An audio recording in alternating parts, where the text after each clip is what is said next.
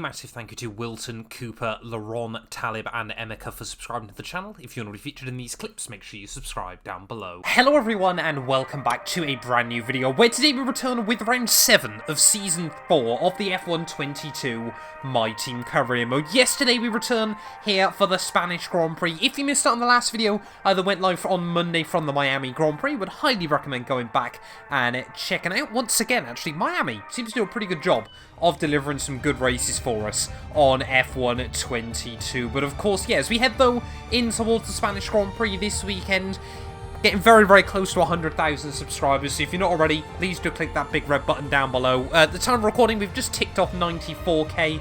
Yeah, we're making really, really good progress there. 100k might not happen by the end of the year, but certainly we're getting closer and closer. So if you're not already, please do help us get one step closer as well there. But having a look then at the Drivers' Championship, currently a 21-point lead over George Russell as we head towards Spain this weekend. It would be nice, you know, if we could try and build up over a 26-point lead there, just in case we get some reliability issues later on in the year there. Constructors-wise, we're 109 clear of Alpine. We've scored as many as our two closest rivals combined. However, the likes of Ocon, the likes of Leclerc and the Red Bulls are certainly getting there in terms of performance as well. So we are going to have to be careful of them over the next few weekends as well. Going to do a couple of, or actually we might only have to do the one component change as we head in towards this weekend. I do not want a gearbox failure here in Spain, and you can see, yeah, Alpine, Red Bull, both making good upgrades there. Ferrari, Charles Leclerc is just dragging everything out of that car at the moment a little bit further back. But let's get into it though. Spanish GP this weekend. A lot more of a high downforce circuit than a lot we've been to so far this year, but fingers crossed we can still deliver. Right, well, here we are then, back in Barcelona once more. Of course, we're getting pretty close to the Haas Road to Glory and at the My Team Career Mode overlapping again, so feels like it's not been that long since I drove around Barcelona. Need to remember to lift over the bump through turn 3 there, at least early on a set of hard compound tyres. But yeah, we'll see what we can do in this track acclimatisation run to start the weekend. Well, a mixture of green and purples then around the Barcelona circuit. I think it is only going to be a green score first time round. I'm going to just do one more lap. I only got 430 though. I thought it said I got 470. Confused me for a moment. Let's see if we can try and get that purple. And in the final corner then, this time round, what is the score going to be? We're going to do no better. It is still, we were 10 points away. I just don't think we can get purple. Getting very, very close, but so many corners around here where you've got to brake impossibly late. Through the final corner, what's the score going to be? 475, finally. I don't often do 3 laps of a track acclimatisation, but I wanted to get the purple score there. Next up then, it is going to be the tyre wear program. I don't know, Coders clearly have listened to me because they're not giving me any more qualifying sims on the game, so our fun little practice program mini challenge for you guys has gone out the window, but we'll see what we can do. There we go, round in the final corner. Just got to make sure we stay above the delta, which we will. Purple score, this is a good way to start the weekend. Let's get into qualifying.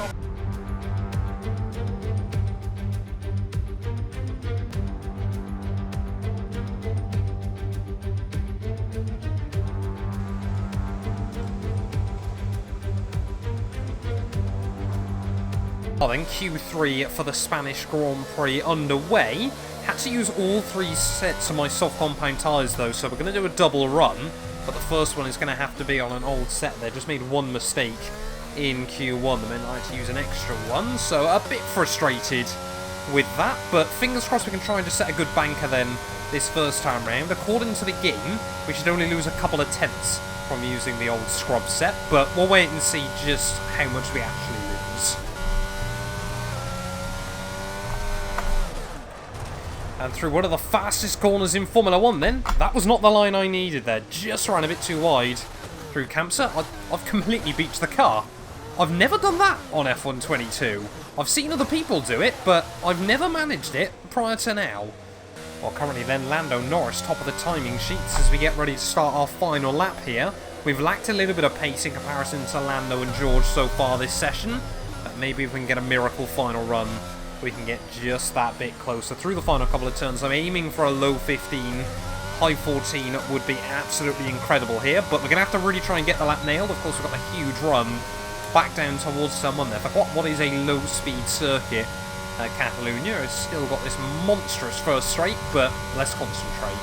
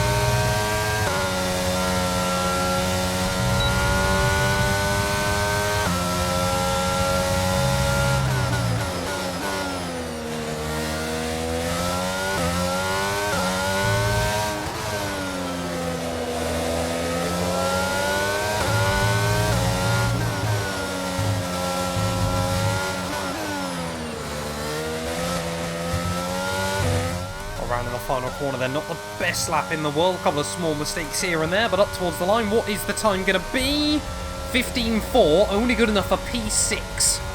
Well, there we go then. Lando Norris will end the 2-1-2 Motorsport reign of pole positions this year there with a blistering lap time from the Alpine driver. And look at that, even Valtteri Bottas, who's had a real struggle to the start of the year there, up on the front row as well. George Russell P3.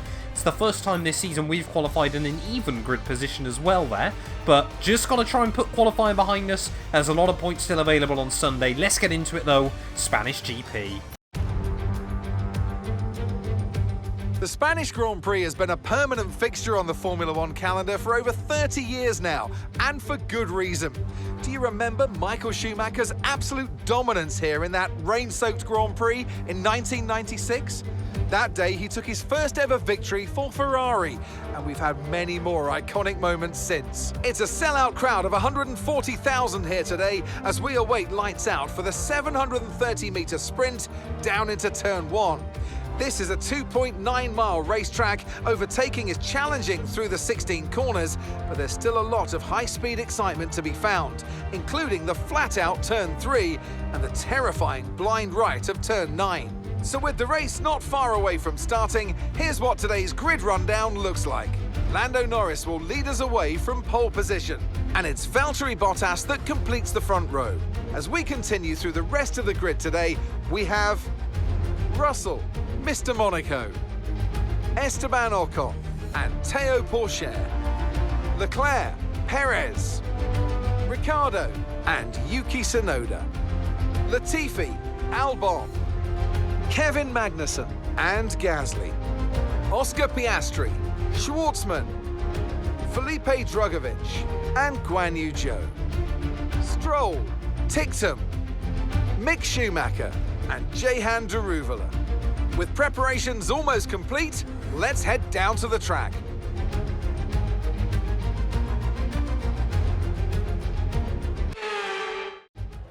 After the points finished last race, let's aim to keep that momentum going. Well, I'm not being funny, Mark, but we're leading the Formula One World Championship here. I think top 10s is not quite what we're after. We're after wins at this stage of the campaign. But having a look then towards strategy here. Okay. Game reckons mediums to softs is going to be possible, so we'll wait and see as to how that looks out there. That's going to be the strategy I'm going to try and roll with then. The circuit's meant to get sunny, which means it should get warmer, which means there should be more grip as well. So that might come in handy later on in the afternoon. We've seen more and more aggressive strategies becoming the norm here on F122, obviously as the My Team career mode progresses, as the cars get better and everything like that. But yeah, quite a few grid penalties as well have meant that we've been pumped up onto the second row of the grid alongside our teammate George Russell. But looks like the top three are on soft, so split strategies are definitely the point of contention today. I'll try to make sure we get some heat into the tyres then as we head out of the final corner. I must admit, it's not often we actually get to look at our car's design there, but we've done an Nelson Piquet. We've actually done an Nelson Piquet there as we try and head up to the grid. I was going to try and do a donut to put some heat into the rears, but I'm accidentally going to do one a lot earlier than I'd ever anticipated there. Luckily, we will still be able to line up in our grid slot. Nice and tidy there on the lineup. We got Ocon behind us on softs. Théo Pourchaire, though, is on mediums, but let's wait and see what we can do then here at the start of the Spanish Grand Prix. Lando Norris on pole, Could this be Alpine's first win of the year? 5 red lights.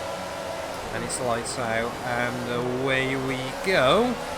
Rather unsurprisingly then, not a particularly brilliant start, as Charles Leclerc and his Ferrari as well served a grid penalty in this race, but immediately is going to gain a couple of spots as we get down in towards the first corner. We're going to try and hook it up around the outside of my old teammate Teo Porcher, which we will just about do so. But look at Bottas immediately on the offensive there, trying to get past Lando Norris at the start of this race. I haven't seen any upgrades for McLaren heading into this weekend, but Bottas suddenly is feeling a lot more confident in that car there, as we've still got Porcher on our inside. They're finally going to back out of it off the corner, as you can just see Lando Norris, Valtteri Bottas, of course.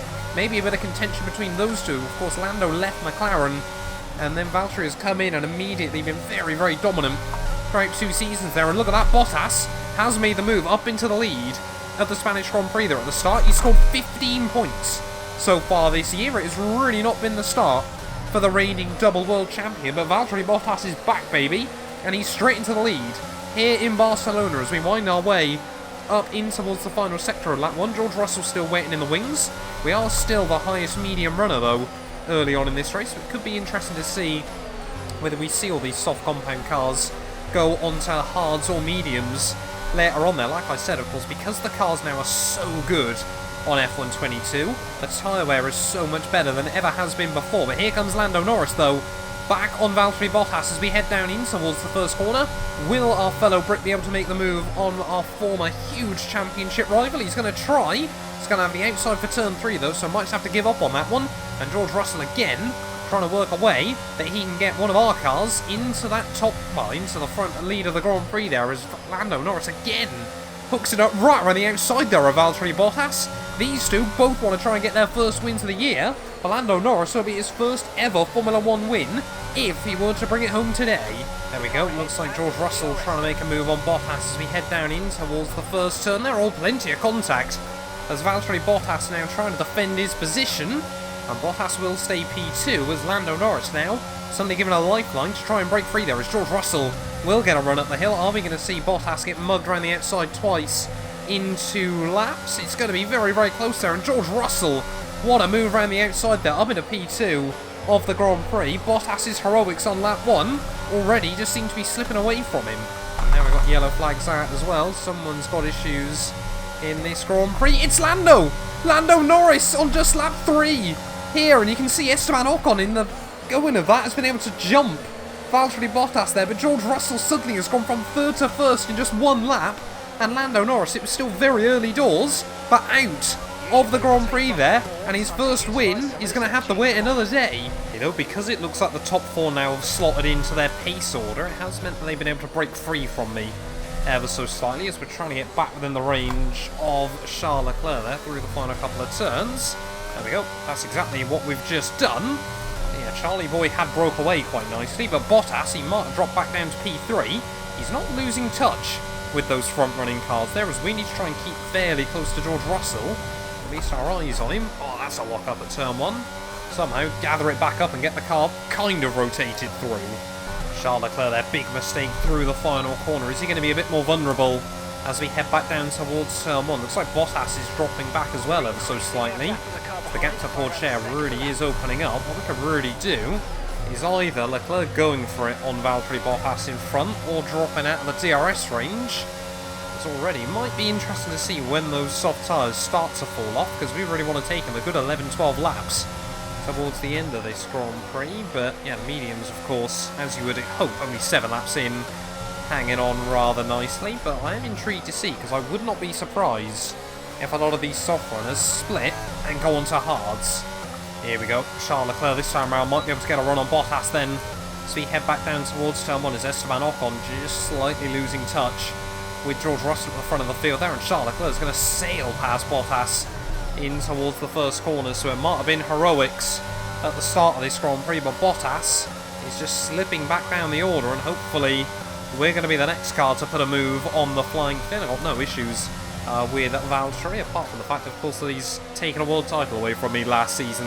1 point still hurts just a little bit in the back of my mind, so it will be quite satisfying when hopefully I get around this McLaren. Oh, here we go, Bottas back up the inside of Charles Leclerc in towards turn 1, and how can we try to capitalise on this one? That's how we'll try and get to the inside there. 3 wide though for a brief moment as we try and head through turn 3. Can we try and get a run up towards the top of the hill there on both these cars? Charles Leclerc is going to try and hook it up around the outside where Bottas has been jumped time and time again so far this afternoon, and it's going to happen once more to the flying Finn there. Bottas just cannot seem to defend around the outside there through turn 4. I'm not really brave enough, I don't think, to be able to go out there and find the grip in the way the AI, of course, can, but yeah, that's puts right over the gearbox of the McLaren once more there. Will Charles Leclerc now potentially be able to break free, or will I now be able to get in range of Bottas as well as we head down the back straight? Oh, we're going to absolutely send it there. Not quite my intention to do it that way, but you know what, we've done it. We're now up into P4 of the Grand Prix, so making more progress than early on here. Now a 4-second gap though up to Esteban Ocon, but Charles Leclerc won't have the DRS anymore. Just trying to get the car to hit through this final chicane. There is to see Leclerc struggling to quite get the power down once more, but out of the final turn, are we going to be able to get a run on Charles Leclerc as we head back down towards turn 1 here? We're gaining on the Ferrari. It's not the fastest car down the straights on F122. Charles Leclerc is going to go to the right, we're going to go to the left, and oh, Leclerc just parks it on the corner exit there. We just could not go anywhere. I thought he'd get connected with the apex, but apparently not. A lot closer to Charles Leclerc this time around though as we head through the final turn. Going to open up that DRS and open up the battery once again, and surely this time around it's going to be a done deal there as Bottas and Ricciardo already into the pit lane. We're going to get round the outside of Charlie Boy though as we get back down towards turn 1, and Charles Leclerc has now been negotiated. 7 seconds though the gap up to George Russell at the front of the field, so the AI only able to really take their tyres 10-11 laps, so we're going to have to be going to about the end of lap 22 then. They're going to be slower throughout a lot of this Grand Prix than George, but yeah, the real question is how much faster can we be when we end up on fresher, softer compound tyres. There we go. George Russell into the pit lane as well, I'm sure. Yep, Esteban Ocon in. So we are now going to inherit the lead then of this Grand Prix, but yeah, next few laps are just probably going to be a bit more time trialing then. This was at 17.8, new personal best for the day. Just got to keep trying to build up the gap, keep the consistency up, and get to sort of the mid-lap 20s then, really. As all of those cars are on mediums, so we're going to have to go that way on strategy. Well, just having a look then on the mini-map, George Russell seemingly getting a bit held up behind Yuki Tsunoda. Nope, he's been able to pull off the move on the AlphaTauri car, so yeah, George Russell absolutely still flying. Okay, so we're leading our teammate by 11.7 seconds. That's the gap we've got to monitor until our pit stop. I mean, it's probably going to be the gap we've got to monitor to the flag, but just got to really focus. George Russell, new fastest lap of the day, 17.4, sorry, not 14.7. Yeah, George Russell, there might not be an answer to our teammate again this weekend, who constantly just stops me before I can get 3 wins in a row. Just noticed Perez and Pourchaire have started swapping positions, so maybe if they lose a bit of time, they can try and hold up George Russell a bit for me. It's always a bit weird when you're in a battle with your teammate for a championship. It is likely, I think, unless we really see sort of Alpine turn it up quite aggressively, that it is going to be George versus I for the constructors, for the drivers' championship. But of course, you know, he's our teammate. We want to see him do well. But of course, on the other hand, he's my teammate. I really want to beat him. Pretty much now at the halfway stage, though, as Russell has closed up to the back of those Red Bulls, but he's going to struggle to get round them if they're just DRSing off each other all the time. Or he's not, because Sergio Perez is going to dive it in onto a set of hard compound tyres, and now Teo Pourchaire is going to be a sitting duck. So our teammate there is, there we go, George Russell up the inside of Pourchaire at turn 1. He's pulled off the move into turn 2. He's lost about a second or so, but he's going to gain that back in 1, maybe 2 laps. George Russell this weekend, he's struggled in qualifying, but it's come Sunday, he is just cementing himself as still a big old threat. I'm still not quite sure why Red Bull and AlphaTauri have gone the way they've gone on strategy, because if they were going to go onto hard, surely it made sense to do it a few laps ago before the mediums. I mean, they're not destroyed, but probably it would have made sense just to try and utilise those hard tyres a bit more. It just seems very, very weird from AlphaTauri and Red Bull, but I guess, you know, they're not fighting at the very front still. So, kind of just trying to throw caution to the wind, perhaps. As we start lap 20 then, just monitoring the gaps of the cars around us. The gap to Ocon staying pretty level. But George Russell, yeah, is still absolutely flying there. The gap now under 8, well, about 8 seconds. Once again, probably going to be closer to 6 by the time I box, we're going to have to be, what, 2 seconds a lap faster towards the end if we want to beat our teammate. I don't want to give up on this race just yet, but it is such a tall order. George Russell just has everything kind of gone his way so far today.